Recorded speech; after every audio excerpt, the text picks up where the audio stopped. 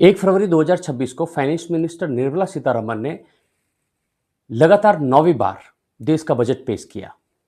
Budget के बाद share market में हाहाकार मच गया और सोना चांदी भी फिसल गए। कैंसर व डायबिटीज जैसी बीमारियों की दवाएं सस्ती होगी। एमएसएमई बायोफार्मा पर जोर दिया जाएगा। साथ ही साथ रिसर्च एंड डेवलपमेंट को बढ़ावा देने के लिए 10,000 करोड़ का बजट पेश किया गया। रेयर अर्थ मेटल के लिए तमिलनाडु, केरल, उड़ीसा और आंध्र प्रदेश में खनिज कॉरिडोर का स्थापना की जाएगी। टेक्सटाइल इंडस्ट्री को बढ़ावा देने के लिए मेगा टेक्सटाइल पार्क और महात्मा गांधी हैंडलूम की योजना को क्रियान्वित किया जाएगा। इस बजट में विनिर्माण पर काफी जोर दिया गया।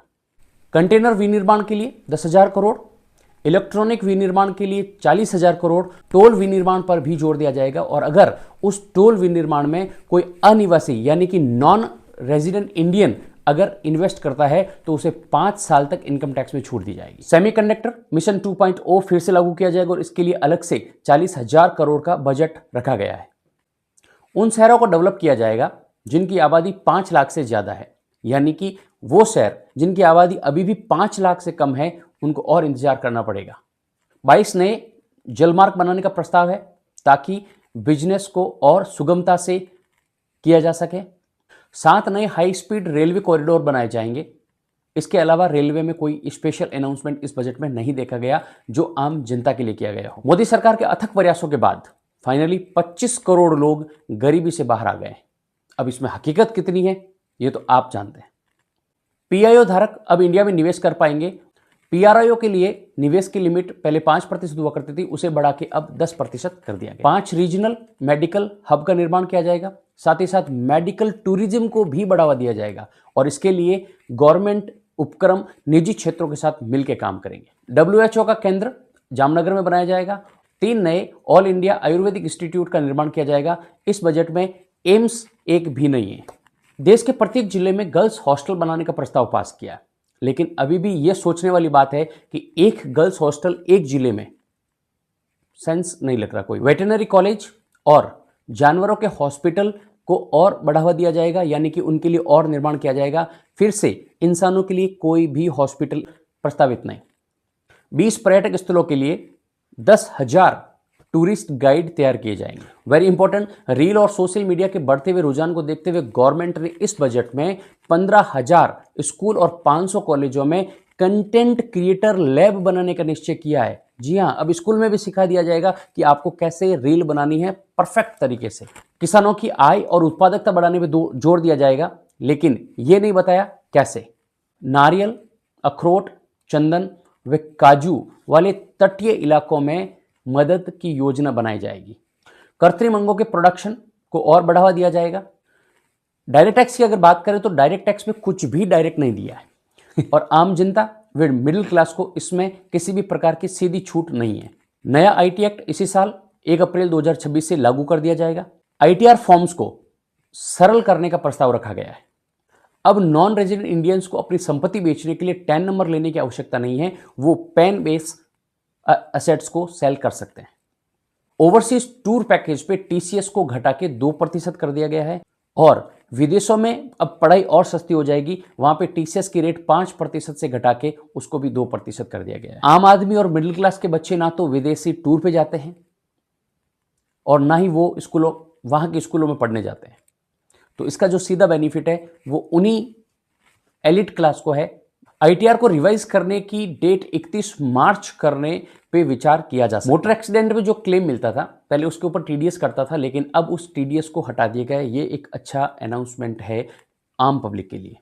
आईटी सेवाओं के लिए सेफ हार्बर मार्जिन 15.5% है और इसकी जो लिमिट है वो 300 करोड़ से बढ़ा के अब 2,000 करोड़ कर दी है। नॉन रेजिडेंट को 5 साल तक इनकम टैक्स में छूट है। बाईबैक को अब से कैपिटल गेन टैक्स लगेगा, इसे कैपिटल गेन ही माना जाएगा और इसके लिए जो कॉरपोरेट प्रमोटर्स है उनको 22% तथा और जो नॉन कॉरपोरेट प्रमोटर्स है उनको 30% एडिशनल टैक्स देना होगा। तेंदुपत्तों पर टीसीएस को घटा के अब 5% से 2% कर दिया गया है। फ्यूचर्स पर एसटीटी 0.02% से बढ़ा के 0.05% तथा ऑप्शन प्रीमियम और एक्सरसाइज ऑफ ऑप्शन पर एसटीटी को बढ़ा के 0.15% कर दिया है। और यही वो पॉइंट था जिसके आते ही शेयर मार्केट धड़ाम से क्रैश हो गया। कंपनीज को न्यू स्कीम में लाने के लिए, यानी कि न्यू टैक्स रिजीम में लाने के लिए, अब उनको मैट का बेनिफिट तभी दिया जाएगा जब वो न्यू टैक्स रिजीम में अपना रिटर्न फाइल करेंगे। यानी कि गवर्नमेंट का सीधा संकेत है कि वो आगामी वर्षों में ओल्ड टैक्स रिजीम को खत्म करने का सोच रहे हैं। There will be no future credit accumulation from 1 April 2026। MAT का जो रेट है उसे 15% जनरली होता है, उसे घटा के अब 14% कर दिया गया है। इनडायरेक्ट टैक्स की बात करें तो जूते, चमड़े से निर्मित सामान, कपड़ा, EV batteries, mobile phone, microwave oven, ये कुछ ऐसी चीजें हैं जो सस्ती हुई है। इसके साथ ही कैंसर की दवाओं पर कस्टम ड्यूटी को घटाया गया है, जिससे 17 ऐसी दवाएं हैं जो सस्ती हो जाएगी। गंभीर जो मेजर बीमारियां होती है उनसे जुड़ी हुई दवाएं भी सस्ती हो जाएगी। सोलर पैनल से जुड़े जो उपकरण है, जो आइटम है, उनको भी सस्ता किया जाएगा। इसके लिए उसके ऊपर भी ड्यूटी को कम किया गया है। एयरक्राफ्ट कंपोनेंट पर उत्पाद शुल्क को घटाया गया है, इससे वो आइटम्स भी सस्ते हो जाएंगे। सीएनजी मिक्स्ड बायोगैस सस्ती होगी। सीएनजी सस्ती नहीं हो रही है, सीएनजी मिक्स्ड जो बायोगैस है वो सस्ती होगी। कोरियर से अब सामान भेजना सस्ता हो जाएगा। महंगा क्या हो रहा है? शराब, खनिज और स्क्रैप, इनको महंगा किया गया है। आपको बता दें कि इस बजट में स्वास्थ्य यानी कि हेल्थ सेक्टर को अगर छोड़ दिया जाए तो किसी भी स्पेसिफिक सेक्टर लाइक कृषि, रेलवे या फिर जो टैक्सेशन पार्ट है उसमें आम जनता या फिर मिडिल क्लास के लिए कोई बेनिफिट सीधा नहीं है।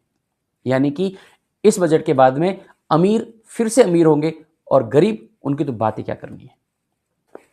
इस बजट को लेके ये मेरे पर्सनल रिव्यू है, ये मेरे पर्सनल मत है। आपको ये बजट कैसा लगा कमेंट सेक्शन में जरूर बताइएगा। मैंने इसमें पूरी कोशिश की है कि जो फिनेंस मिनिस्टर ने लगभग 1.5 आवर में जो बजट पेश किया था उसको छोटे और समरी पॉइंट्स में मैं आपके लिए बनाऊं। और तो बताइएगा ये वीडियो आपको कैसा लगा। Thank you very much.